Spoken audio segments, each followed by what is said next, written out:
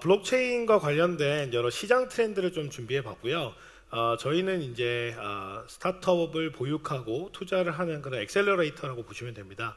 그래서 엑셀러레이터의 관점에서 이 블록체인이라는 어떤 신기술이 어떻게 발전하고 어떻게 성장하고 있는지를 오늘 공유드리도록 하겠습니다. 네, 저희 쪽 소개를 좀 드리겠습니다. 저는 황성재라고 하고요. 원래는 퓨처플레이라는 스타트업 보육 엑셀러레이터를 공동 창업을 하고 이제 파트너로서 그간 5년 동안 IoT, 웨어러블, 인공지능, 무인자동차, 드론과 같은 새로운 신기술에 계속 투자와 보육을 해왔습니다. 근데 최근에 이제 블록체인이라는 굉장히 큰 이런 파도를 저희가 판단을 하게 됐고요, 확인을 하게 됐고요.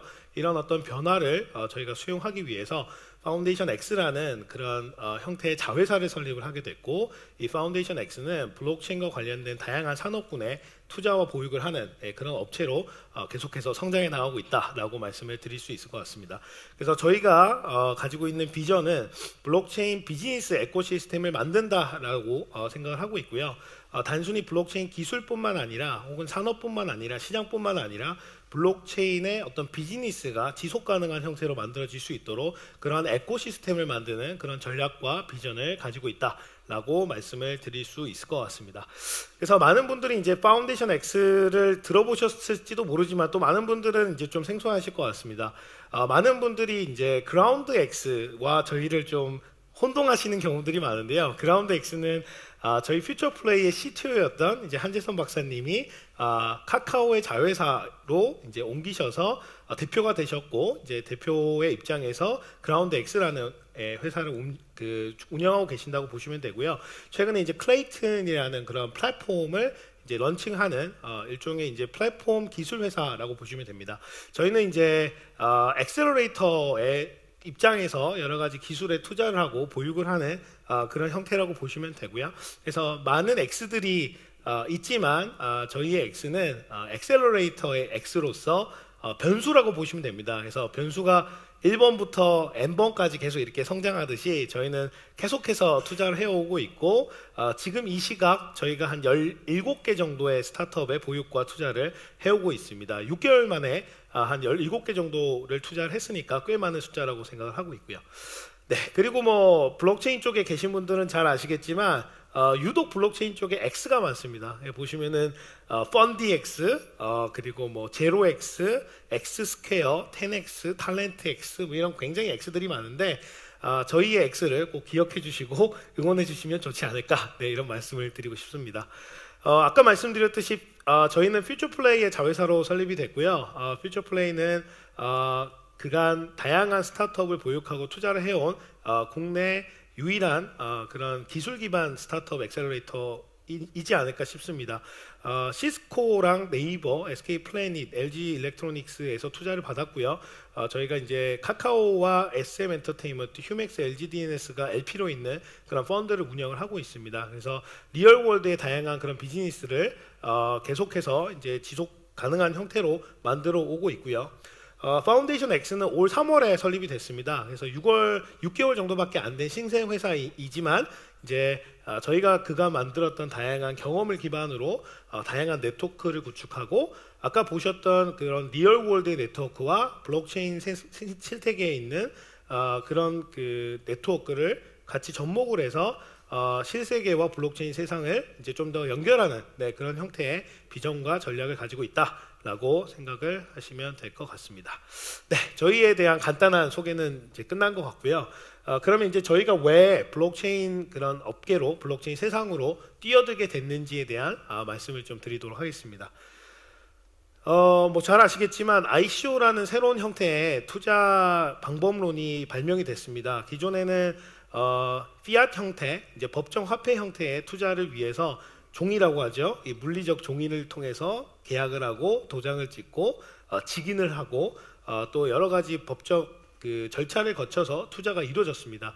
근데 이 스마트 컨트랙이라는 것이 발명이 되면서 이 투자의 절차가 굉장히 간단해졌어요. 그냥 상대방 주소를 보고 그 주소에 컨트랙을 인지한 다음에 그 컨트랙으로 내가 갖고 있는 특정 그 스마트 토큰을 전달하게 되면 그들의 토큰을 정해진 어떤 룰에 따라서 다시 받게 되는 그런 구조로 투자의 어떤 스킴과 방법론이 바뀌게 됐습니다. 그리고 굉장히 편리해졌죠. 이제 그러다 보니까 저희 같은 투자를 지속 가능한 형태로 하는 그런 엔티티인 경우에 굉장히 큰 어떤 혁신적 경험을 이제 하게 됐고요. 그런 관점에서 이 ICO 혹은 이 블록체인과 관련된 다양한 신산업이 앞으로 다가올 시대에 굉장히 중요한 요소가 되겠다라고 판단을 해서 뛰어들게 됐다라고 말씀을 드릴 수 있을 것 같습니다. 벤처 캐피탈의 시드머니 투자보다 이제 ICO를 통한 시드머니 투자가 훨씬 더 커지게 됐고요. 이것은 이제 2017년 쿼터 2 이미 작년 이맘때쯤에 달성한 그런 수치라고 할 수 있습니다. 그리고 ICO를 통한 그런 투자 금액들도 계속 올라가고 있고요. 특히 이제 투자자 입장에서는 ROI를 생각할 수가 있죠. 투자금에 따른 수익률을 이제 이런 퍼센티지로 나오게 되는데 여기 왼쪽 위에 보시는 게 NXT입니다. 그래서 보시면은 저기 1000만, 10만, 100만이죠. 299만 2616배의 배수가 아니죠. 퍼센티지의 상승률을 보이실 수가 있고요. 이거는 이제 뭐 사실 역사적으로 봤을 때 그 어떤 투자 상품보다 더 높은 그런 수익률을 가지고 온다라고 말씀을 드릴 수 있을 것 같습니다. 그런데 이제 여기까지가 브라이트 사이드죠. 굉장히 밝은 그런 형태의 자료를 보신 거고요. 사실상 이제 올해가 되면서 이 전체의 어떤 거품들은 무너지기 시작했죠. 그래서 지금 보시는 게 이더리움의 US 달러의 그래프인데요. 이제 보시는 것처럼 올해 초에 가장 큰 피크를 만들었다가 최근에는 굉장히 낮은 형태의 가치로 수렴하고 있는 것들을 볼 수가 있습니다. 그래서 어떻게 보면 이제 굉장히 거품이 만들어낸 형태라고 볼 수가 있고요. 혹자는 이제 이런 그 거품이 지나가면서 이제 블록체인과 관련된 기술과 어떤 투자 생태계는 끝이 났다라고 얘기를 하지만 저희는 반대로 생각을 하고 있습니다. 오히려 건전한 그런 프로젝트들이 이제 건전한 어떤 입장에서 투명하게 계속해서 도전들을 하고 있고요. 이런 어떤 거품을 거쳐서 어떤 새로운 그런 혁신들이 하나씩 만들어지지 않을까라는 그런 기대감을 또 갖고 있지 않을까 싶습니다. 그리고 또 하나는 너무 많은 그런 약속들이 있었지만 이제 이행되거나 지켜지지 않는 것들이 많았습니다. 그래서 over promise under delivery라고 하는 그런 문제가 발생을 했고요. 수많은 그 프로젝트들이 이제 화이트 페이퍼라는 것들을 통해서 굉장히 멋진 미래를 그리고 있었으나 그 미래를 실시하지 않는 것들이 굉장히 많아졌죠. 일명 스캠이라고 하는 그런 프로젝트들이 많아졌습니다. 여기 보시는 것처럼 전체 100을 이제 ICO를 통한 투자금이 유치가 완료된 그런 프로젝트라고 한다면 이 중에 약 8%만이 거래소에 상장이 되고요. 그 말은 이제 투자자 입장에서는 파이낸셜 게인, 그 투자 수익 환수를 이제 약 8%만 가능한 형태로 진행한다라고 보시면 될 것 같고요. 이 중에 전체 100에서 3.8%만이 상장 이후에 시총을 유지하면서 그 가치를 이어나가더라라는 그런 통계입니다. 그래서 약 100개 정도에서 4개 정도만이 지속 가능한 그런 가치를 가져가더라라는 그런 통계를 보실 수가 있습니다. 사실 스타트업 투자자의 입장에서는 이런 그래프는 그렇게 놀랍지는 않습니다. 저희가 그간 뭐 한 100여 개 스타트업에 작게는 1억 많게는 5억 정도를 이제 투자를 해오면서 지금 계속해서 액셀러레이팅 작업들을 하고 있는데요. 스타트업도 마찬가지입니다. 한 100개 정도에 100개를 투자를 하면 그 중에서 한 3개 정도가 성공을 하는 그 정도의 이제 승률을 보인다라고 했을 때는 어떻게 보면은 좀 고무적인 그런 수치가 아닌가라고도 생각이 듭니다. 네, 그리고 이제 저희가 그 바라봤을 때 현재까지 블록체인 어떤 생태계의 가장 큰 문제점이 뭘까를 고민해 봤을 때 다음과 같은 그래프, 다음과 같은 이제 슬라이드로 설명이 가능할 것 같습니다. 제가 판단했을 때 블록체인은 약 3가지 정도의 레이어로 이루어져 있다고 생각합니다. 첫 번째 레이어는 기술 레이어입니다. 이 기술 레이어는 여러분들 많이 들어보셨겠지만 컨센서스 알고리즘, 어떻게 합의를 이루어가고 분산된 네트워크 안에서 어떻게 효율적으로 트랜잭션을 발생을 시킬 것인가. 그리고 프로그래밍 랭귀지라고 하죠. 뭐 다양한 그런 랭귀지들이 존재를 하는데 어떤 랭귀지를 쓸 것이며 이것을 어떻게 적용을 시킬 것인가, 인테그레이션 할 것인가, 이런 기술적인 레이어가 이 블록체인의 굉장히 중요한 기저 요소로 작용한다고 보고요. 두 번째 요소는 굉장히 특이한 요소입니다. 이걸 거버넌스 레이어라고 하는데요. 일종의 커뮤니티 레이어라고 보시면 됩니다. 그 블록체인이라는 거는 사실 만들어진 프로토콜 위에서 사용자들이 그 안에서 다양한 상호작용을 통해서 지속 가능한 형태로 발전해 나가는 조직이라고 저는 생각을 하는데요. 이 조직을 커뮤니티 혹은 토큰 이코노미라고 부를 수도 있을 것 같습니다. 사용자에게 어떤 그 인센티브를 전달할지, 예를 들면 토큰 이코노믹스라는 곳에서 이런 인센티브를 어떻게 지속 가능한 모델로 만들지를 이제 고민하는 형태라고 할 수 있겠죠. 그래서 이런 어떤 토큰 이코노미를 통해서 이 테크놀로지 레이어의 프로토콜이 계속해서 돌아가는 그런 형태로 만들어지는 게 중요하고요. 그런 중요성에 기반한 이제 고버넌스 레이어가 블록체인의 한 영역으로 포함되어 있다라고 이해를 하시면 될 것 같습니다. 뭐 스티밋 같은 경우에도 사용자들이 보팅을 하고 내가 적힌 글에 뭔가 문제가 있을 때 또 다른 사람들의 디보팅을 받게 되고 좋은 글들을 모았을 때 거기에 따른 또 인센티브를 받게 되고 또 위트니스 입장에서 이 거버넌스를 운영하기 위해서 또 다양한 컨트리뷰션 나의 어떤 에너지를 쓰는 그런 행위들이 발생을 하는데 이런 것들이 지속 가능하고 문제 없도록 발생하도록 디자인을 하는 게 바로 토큰 이코노미라고 할 수 있고요. 이 토큰 이코노미를 포함된 그런 레이어를 거버넌스 레이어라고 할 수 있겠습니다. 그리고 마지막으로는 이제 조금 의아하게 생각하실 분들도 있을 건데요. 저희는 혹은 저는 블록체인에 있어서 또 중요한 요소 중에 하나가 비즈니스 레이어라고 생각을 합니다. 실제 이제 이 토큰 이코노미만으로 동작하지 않는 그런 비즈니스 모델들이 굉장히 많거든요.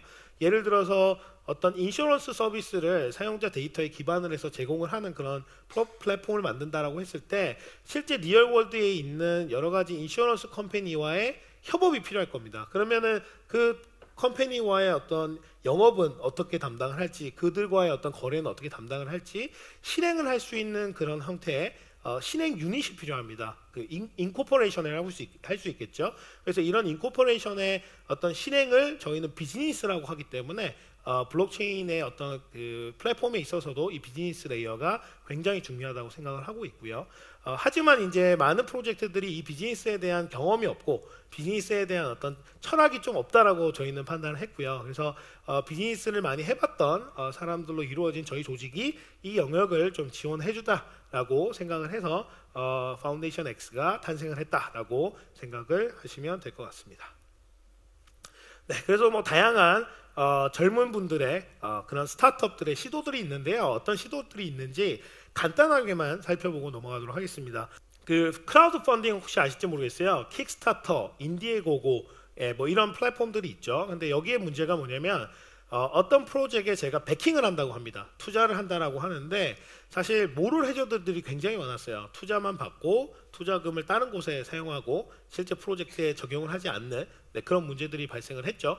그래서 이들은 블록체인에 기반을 해서 이런 문제를 해결하고자 새로운 시도를 하게 됩니다. 어떤 시도냐면 저희가 어떤 특정 프로젝트에 베킹, 이제 투자를 하게 되면 그 투자금이 바로 그 프로젝트로 전달되는 것이 아니라 이 블록체인 위에서 스마트 컨트랙으로 저장이 됩니다. 그리고 많은 사람들이 이 프로젝트의 진행 사항을 보면서 굉장히 진행 사항이 잘 됐다라고 했을 때 보팅을 해서 그 투자금의 일부를 전달하는 거죠. 그래서 계속해서 이렇게 전달이 되는 어떤 형태로 아까 말씀드린 그런 문제를 해결하고자 하는 것이 이들의 전략이고요.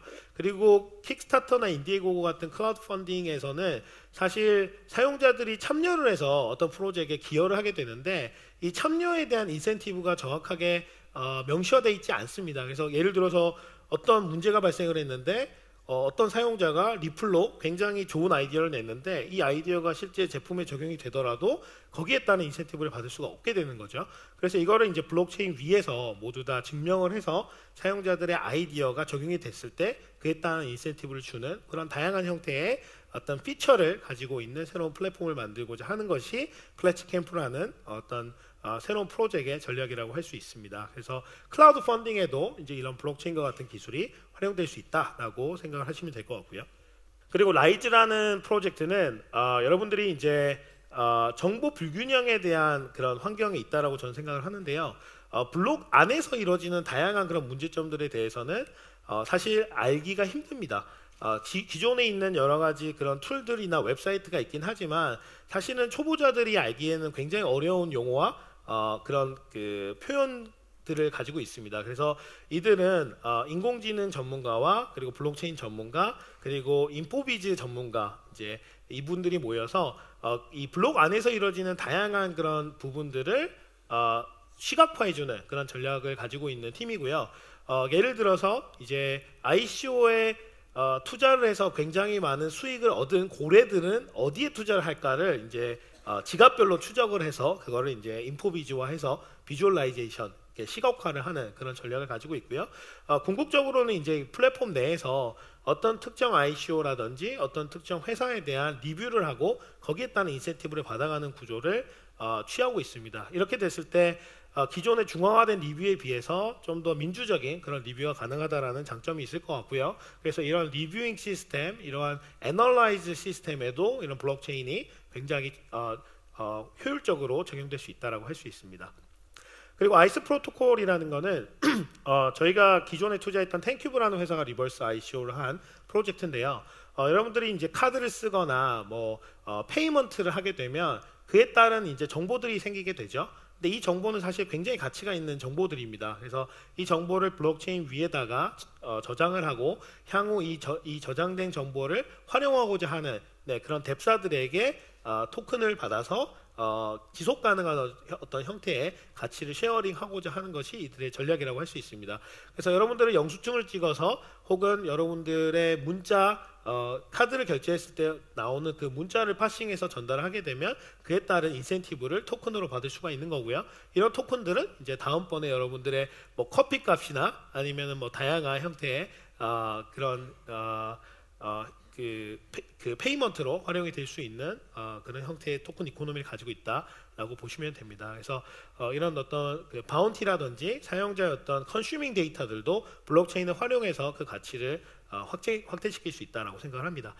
그리고 이제 브로드캐스팅이라고 하죠. 여러분들 유튜브 보면은 사실은 중앙화된 서버에서 이 정보가 오게 됩니다. 그리고 이제 검열 저항성이라는 것도 사실은 확보할 수가 없게 되는 거죠.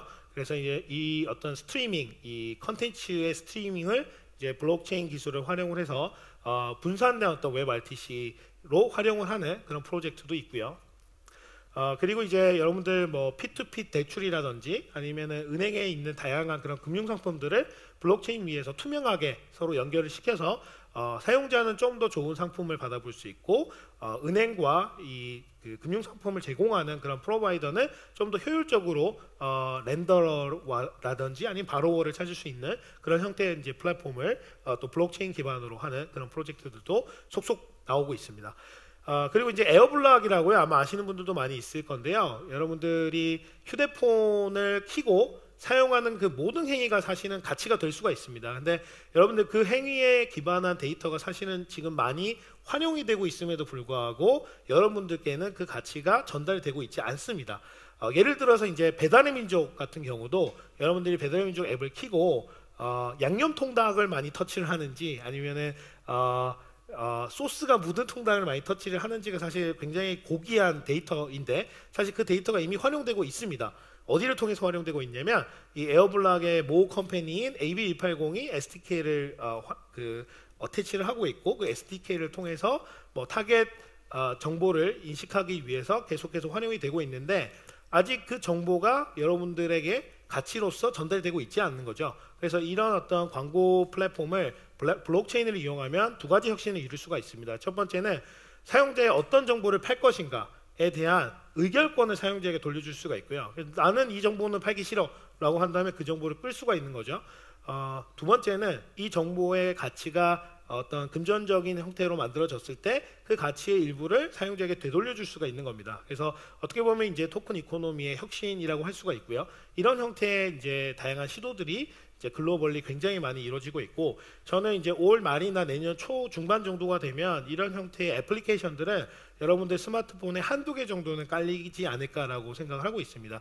그래서 블록체인인지 알지 못해도 사실은 블록체인에 기반을 해서 동작을 하는 그런 앱들 혹은 탭들이 이제 내년 정도부터 여러분들 스마트폰에 깔리는 그런 형태를 생각을 하면서 계속해서 저희도 달리고 있다라고 생각을 하시면 될 것 같습니다. 로봇과 관련된 그런 모듈을 토크나이즈를 하는 그런 플랫폼들도 있고요. 그리고 이제 은행권이 하는 다양한 일들을 이 블록체인에 기반을 해서 확대를 하는 그런 프로젝트도 있고, 또 인공지능이 또 빠질 수가 없겠죠. 이 블록체인이라는 건 어떻게 보면은 꺼지지 않는 머신일 수가 있습니다. 그래서 여러분들 영화에서 보던 그런 무서운 어떤 일들이 어떻게 보면은 블록체인과 인공지능의 결합을 통해서 만들어질 거라고 생각을 하고 있고요. 이제 그런 프로젝트들도 전 세계적으로 굉장히 많은 형태로 시도가 되고 있고, 굉장히 많은 엘리트 분들, 굉장히 좋은 그런 인재분들이 이런 어떤 형태의 시도를 하고 있다라고 생각을 하시면 될 것 같습니다. 광고업계에도 이 블록체인이 활용이 되고 있고요. 그래서 현재 시장에서 보이진 않지만 굉장히 그 젊은 친구들, 그리고 스타트업 업계에서 굉장히 많은 그런 역량들을 보유한 분들이 이 블록체인이라는 신세계로 들어오셔서 굉장히 다양한 활동을 하고 있다라고 생각을 하고요. 사실은 뭐 일상생활에 쓰이고 있는 그런 블록체인 기술은 사실 미미합니다. 가장 많이 쓰이고 있는 건 저는 거래소인 것 같고요. 그러다 보니까 이제 거래소의 어떤 토큰이나 어떤 그 코인들이 그 가치를 계속해서 유지하는 것이 아닐까라고 생각을 하고요. 하지만 이제 2019년도 한 내년부터는 그동안 이렇게 준비해왔던 다양한 프로젝트들이 하나둘씩 일상생활에 적용이 되는 그런 형태의 시장이 되지 않을까라고 조심스럽게 예측을 해보고 있습니다. 그래서 저희는 이제 블록체인을 모든 사람들이 적용 가능하도록, 모든 사람들이 액세스 가능하도록 도움을 주는 그런 비전을 갖고 있는 회사라고 할 수 있습니다. 네, 그래서 여기까지 이제 뭐 다양한 그런 그 예에 대한 말씀을 드렸고요. 오늘 이제 오신 분들을 위해서 저희가 그동안 다양한 투자와 보육을 해오면서 느꼈던 이 시장의 어떤 변화, 어떤 변화의 기조들, 변화의 방향들을 뭐 한 5가지 정도의 인사이트 정도로 정리를 해왔습니다. 그래서 혹시 공감이 되시면 이제 공감을 해주시면 좋을 것 같고요. 혹시 공감이 안 되시면 끝나고 따로 이제 저와 디스커션을 나누면 좋지 않을까 생각이 듭니다. 네, 우선 2018년도 쿼터 2죠. 네, 한 3개월 정도치의 데이터를 저희가 뽑아봤습니다. 여기 보시는 숫자가 ICO를 통해서 모금된 전체 총합의 모금액이고요. 중요한 거는 이 밑에 있는 2분의 1이라는 숫자인 것 같은데요. 이 2분의 1의 숫자는 뭐냐면 ICO를 진행했으나 100K 달러, 즉 1억 원이 채 모이지 않았던 비율을 나타냅니다. 그러니까 예전에는 ICO를 하게 되면 거의 다 성공을 했지만 현재는 반 정도는 성공을 하지 않더라. 네, 라는 그런 통계를 볼 수가 있고요. 그래서 더 이상 이제 쉽게 어떤 투자가 이루어지는 그런 시장은 아니다라고 볼 수 있을 것 같습니다. 네, 사진을 찍으셔서 사진을 찍고 넘어가겠습니다. 그리고 이제 쿼터 2에 가장 큰 ICO 규모를 나타냈던 10개 프로젝트들을 보면요, 텔레그램, 이오스 같은 형태가 있고요. 올스라고 이스라엘 기반의 플랫폼 그 기반의 프로젝트가 있습니다. 이 프로젝트는 굉장히 짧은 시간에 많은 투자금을 유치한 걸로 알려져 있고요. 그리고 국내 프로젝트죠. 하이콘이 이제 9위를 차지를 하고 있는 걸 볼 수가 있습니다. 네오 기반의 플랫폼이죠. 지핀도 이제 10위를 차지하는 걸 볼 수가 있고요. 여기 오른쪽에 잘 보이실지 모르겠으나 X축은 이제 시간을 나타내고요. ICO를 진행했던 시간을 나타내고 Y축은 그 금액을 나타냅니다. 이 그림 원이 클수록 이제 많은 자금을 유치한 걸 볼 수가 있는데 여기 보시는 게 올스입니다. 그래서 하루 만에 약 1,400억 정도가 모인 걸 볼 수가 있고요. 이 올스는 아마 국내에서도 많은 투자가 유치된 걸로 저희는 알고 있고, 헥사랩스라는 또 자체 투자 엔티티를 통해서 계속해서 이 블록체인 월드에 다양한 기여를 하고 있는 걸로 알고 있습니다. 여기 보시는 게 이제 하이콘이고요. 이 하이콘이 약 30일 정도 만에 약 400억 정도 유치를 한 걸 볼 수가 있습니다. 이오스는 이제 너무 오랫동안 이제 투자 유치를 하다 보니까 그 크기가 굉장히 크고요. 어떤 새로운 형태의 모델로 알려져 있지만 그 내부의 어떤 거버넌스의 이슈 때문에 다양한 그런 디베이팅이 계속해서 일어나고 있는 상황이다라고 말씀을 드릴 수 있을 것 같습니다.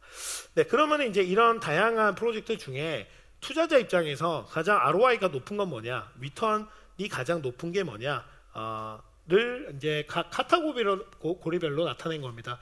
뭐 예상하셨겠지만 1위는 익스체인지입니다. 이거를 이제 분석을 해보면 실제 활용이 되는 토큰, 실제 이 토큰을 사고자 하는 니즈가 있는 토큰이 사실상 익스체인지 토큰밖에는 없습니다. 지금 그러다 보니까 이 익스체인지 토큰이 굉장히 ROI가 높았던 형태가 아닌가라고 분석을 할 수가 있을 것 같고요. 그 외에 어떤 시큐리티적인 성격을 갖고 있는 에셋 같은 것들의 시도가 ROI가 높았다라고 하고요. 물론 이 당시는 이제 유틸리티 형태로 만들어졌으나 뭐 앞으로 이제 시큐리티 형태의 토큰들이 이제 발행이 될 수 있다고 한다면, 그리고 그런 시도가 많이 되고 있기 때문에 그런 것들이 이제 만들어진다면 이제 좀 더 폭발적인 성장을 생각해 볼 수 있지 않을까 싶습니다. 그 ICO를 인포비즈 한 건데요. 여기 보시는 그림은 각 ICO별로 창업을 했던 사람들, 어드바이저 분들을 링크를 시킨 겁니다. 보시면 알겠지만 굉장히 큰 그런 그 집군이 하나 완성이 된 걸 볼 수가 있죠. 그러니까 어떻게 보면은 웬만한 ICO들이 서로 연결돼 있다라고 볼 수가 있고요.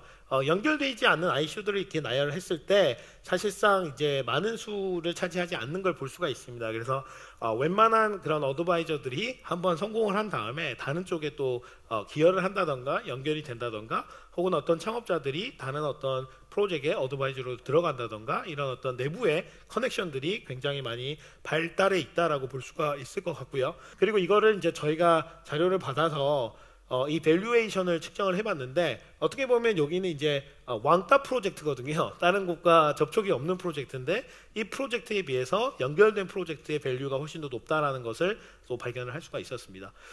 그리고 이제 오른쪽은 저희가 같이 보육하고 있는 라이즈라는 팀에서 이제 인포비즈를 한 건데요. 여기는 코인이고 오른쪽은 이제 거래소입니다. 보시면은 그 높을수록 이제 밝은 색상이라고 보시면 되고요. 많은 수의 거래가 일어날수록 밝은 그림이라고 보시면 되고, 뭐 비트코인 같은 것들은 굉장히 많은 곳에 이제 차지를 한다는 걸 볼 수가 있는데, 재밌는 거는 이제 굉장히 높은 거래소를 차지하고 있으나 굉장히 생뚱맞은 코인 하나만 이제 상장되는 경우들이 발견이 됐습니다. 그래서 이런 경우 아마 상장 피를 받고 이제 상장을 했다라는 거를 이제 손쉽게 확인할 수가 있었고요. 이런 어떤 다양한 모럴 해저드, 다양한 어떤 시도들, 다양한 그런 변화들을 좀 파악하기 위해서 계속해서 기술을 개발하고 이제 인지를 하고 있다라고 보시면 될 것 같습니다. 재미난 통계인데요. ICO를 진행한 그런 프로젝트를 각 국가별로 나타낸 겁니다. 여기 잘 보이실지 모르겠는데 한국의 7개 프로젝트로 이렇게 2개 프로젝트로 이렇게 나와 있는데, 사실은 나와 있고요. 그리고 뭐 UK, 영국이나 유럽 같은 경우도 사실상 저희가 잘 알지 못하지만 ICO가 굉장히 활발합니다.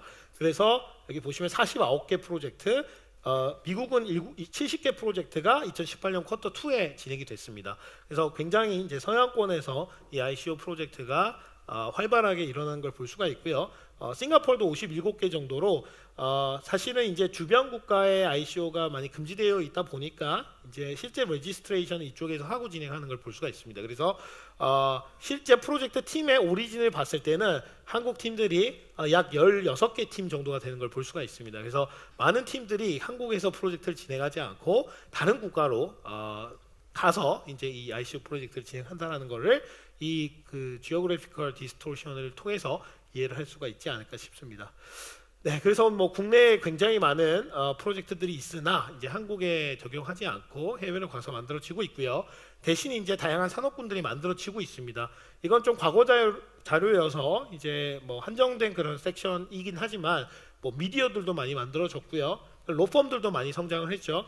그리고 개발 회사라든지 아니면은 HR이 굉장히 중요하다 보니까 이 블록체인과 관련된 HR 분야, 그리고 유틸리티 분야들, 그리고 뭐 어소시에이션이나 아카데미 같은 부분들도 굉장히 폭발적으로 성장을 하고 있고요. 최근에는 어디 서비스를 하는 회사라든지 아니면은 로컬 파운딩을 위해서 뭐 글로벌리 회사를 설립을 지원해주는 그런 에이전시, 그리고 이제 그 토큰 판매를 이제 목적으로 만들어진 그런 플랫폼 같은 것들도 속속들이 등장을 하고 있는 상황이다라고 말씀드릴 수 있을 것 같습니다. 네, 그래서 지금까지 뭐 여러 가지 얘기를 했는데 사실은 이제 너무 여러 가지 얘기를 드리면 머리가 아프실 것 같아서 제가 이것을 5가지로만 딱 정리를 해왔습니다. 그래서 마치기 전에 5가지의 어떤 저희의 변화, 인사이트를 여러분들께 공유드리고 마치고자 합니다. 여러 가지 이 블록체인의 다양한 그 변화들이 있지만 이 5가지의 어떤 인사이트는 투자자로서 저희가 그동안 배우고 이제 확인을 했던 그런 형태의 변화라고 보시면 될 것 같고요. 뭐 5개 정도니까 오늘 가실 때 그것만 기억하시고 가시면 그래도 의미 있는 시간이 되지 않을까 싶습니다. 첫 번째는 올해 가장 큰 변화인데요. 개인 투자자들에서 펀드 투자로 바뀌었습니다. 그래서 블록체인 쪽에 사실 등록된 그런 펀드들의 숫자가 많지 않았는데 최근에 굉장히 많은 펀드들이 만들어졌고요. 기존에 이제 블록체인 쪽에서 성공을 했던 젊은 친구들이 이런 펀드를 만들었다면 최근에는 기존의 트래디셔널한 벤처 캐피탈이나 펀드들이 이 블록체인 세상으로 속속들이 들어오고 있다라고 말씀드릴 수 있을 것 같습니다. 그래서 그 중에 가장 유명한 게 앤데르센 호로위츠라는 이제 세계 탑티어 투자 회사가 이제 크립토 펀드를 굉장히 큰 규모로 구성을 한 걸 보실 수가 있고요. 여기 기사에서도 볼 수 있듯이 7월 말에 크립토 펀드 한 466개가 이제 설립이 되었더라. 그래서 굉장히 많은 그런 펀드들이 만들어지고 있고 제도권 내에서 이런 펀드들이 만들어지는 움직임들이 있습니다. 그래서 저는 어떻게 보면은 지금의 베어 마켓을 반전의 형태로 만들 수 있는 가장 중요한 키 중에 하나가 이런 제도권의 자금이라고 생각을 하고 있고요. 이런 제도권의 자금이 계속 유입되면 유입될수록 현재의 이런 어떤 베어 마켓들이 좀 더 긍정적인 방향으로 가지 않을까라고 조심스럽게 생각을 하고 있습니다. 네, 그리고 두 번째는 ICO도 진화를 하고 있는 거죠. 그래서 많은 분들이 이제 ICO가 실패한 모델로 말씀을 하고 있고 저도 일부 거기에 동의를 하고 있습니다. 다만 이 ICO의 모델 자체도 계속해서 진화를 하고 시장에 발빠르게 적응을 하고 있다라고 말씀드릴 수 있을 것 같고요. 그래서 통상적으로 이제 TGE라고 이런 형태를 얘기를 합니다. 토큰 제너레이션 이벤트라고 해서 특정 엔티티나 거버넌스 파운데이션이 자사의 어떤 토큰을 발행하는 행위를 말을 하고요. 기존에 이제 ICO는 이 발행을 할 때 이더리움이라든지 혹은 뭐 비트코인과 같은 그 기축 통화를 통해서 투자를 받고 본인들의 어떤 토큰을 배분해주는 이런 행위로 통상적으로 활용이 되고 있고요. 다만 이제 최근에 이제 시장이 안 좋다 보니까 하이브리드 형태가 발명이 됐습니다. 저희도 이런 형태로 지금 투자를 많이 하고 있는데요. 기존의 벤처 캐피탈 같은 경우는 토큰에 투자를 할 수가 없습니다. 그러면은 어떤 회사에 주식에 투자를 할 수밖에 없는 거죠. 에퀴티 투자를 하는데 이 에퀴티는 뭐 회사 가치가 100억이 되지만 이 파운데이션의 토큰 가치가 나중에 올라서 1조가 되면 사실은 이 100억에 투자를 했던 투자자들은 그 투자금을 회수할 수가 없게 됩니다. 그래서 이 에퀴티에 투자를 하지만 주식에 투자를 하지만 이 주식의 가치가 파운데이션의 토큰의 가치와 연결을 하도록 콜옵션을 넣어서 사용자가 쉽게 투자를 할 수 있도록 하는 모델들이 이제 글로벌리 많이 발명이 되고 있고요. 저희도 이제 실험적인 견지에서 이런 시도를 계속 하고 있습니다.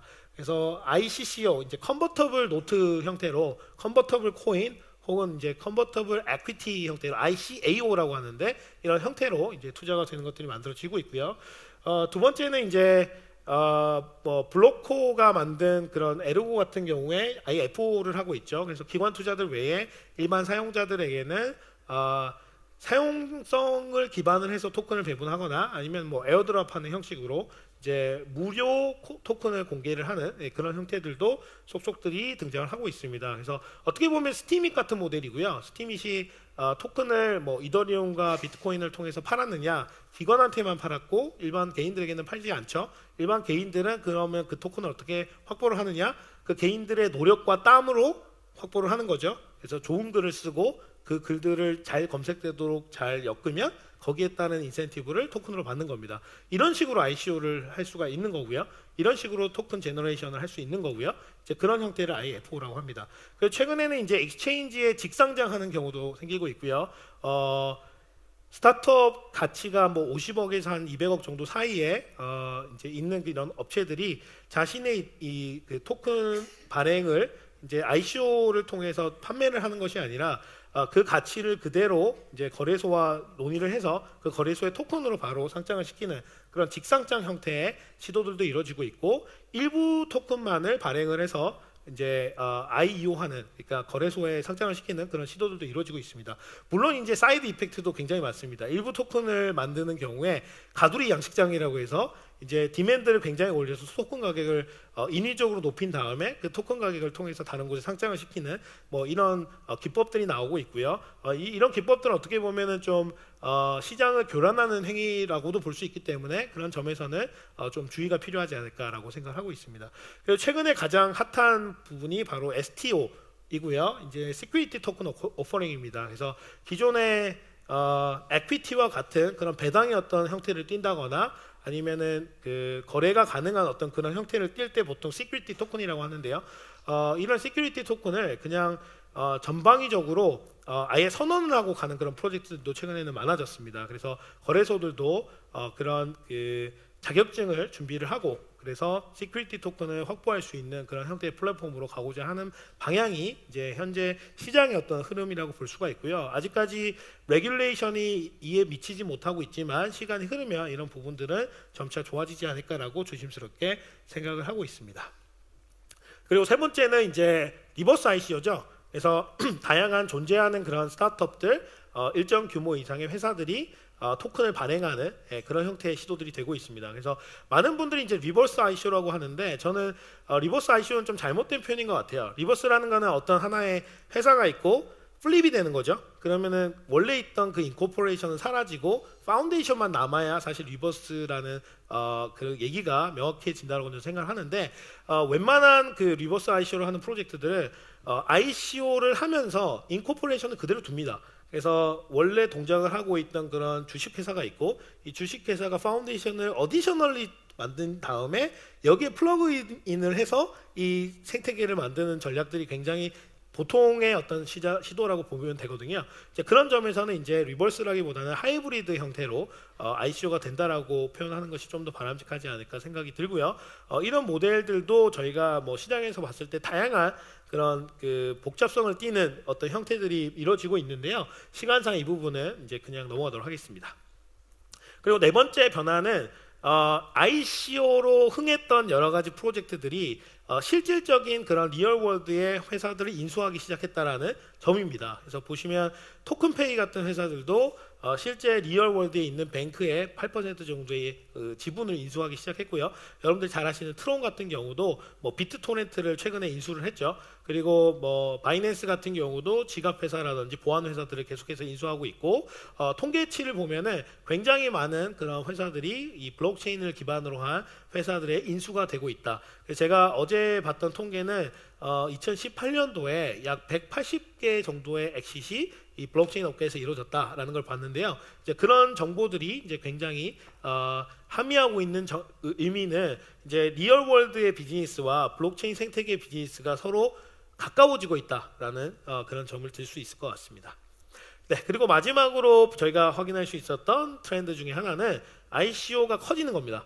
무슨 얘기냐면 위너 테이크스 올 시장으로 가고 있어요. 그래서 웬만한 좋은 프로젝트가 아니면 투자를 받기도 어렵고 웬만한 규모 혹은 웬만한 성공을 했던 그런 분들이 있지 않는 프로젝트는 더 이상 쉽게 자금을 유치할 수가 없게 된다. 반대로 굉장히 크고 좋은 그런 그 프로젝트인 경우는 많은 자금이 몰려서 오히려 풍선 효과로 많은 자금이 모여서 다양한 시도를 할 수 있다라고 볼 수가 있고요. 그 트렌드를 이어갔던 게 올해는 이제 거래소 코인이죠. 거래소의 ICO입니다. 그래서 뭐 F코인부터 발현된 그런 마이닝 형태의 거래소가 최근에 또 계속 성장을 하고 진화가 돼서 새로운 형태의 그런 코인 발행 시도로 변화되고 있고요. 물론 여기에도 사이드 이펙트가 많지만 어쨌든 그 지속 가능한 어떤 형태의 시도가 된다면 그 끝에는 좀 긍정적인 면이 만들어지지 않을까라고 생각을 해봅니다. 그래서 많은 ICO 혹은 이제 블록체인 생태계들이 베어마켓의 형태로